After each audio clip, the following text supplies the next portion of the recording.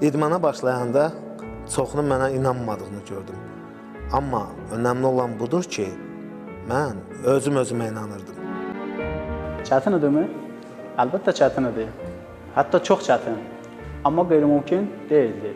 Mən bunu sübut elədim. İdmanda da, həyatda da qalib olmaq üçün çox çalışmaq lazımdır. Nə qədər çox çalışsan, əziyyətin nə qədər çox olarsa, uğurun bir o qədər böyük olacaq. Yes, they are. And Pavel Namadov is the European champion. Təbii ki, fiziki məhdudiyyətlər hər şeyi çətinləşdirir. Amma bəzən insanın ən böyük məhdudiyyəti elə özü, öz düşüncəsi olur. Əslində isə məhdudiyyət yoxdur. Məhdudiyyət sizsiniz. Məhdudiyyətsizsiniz.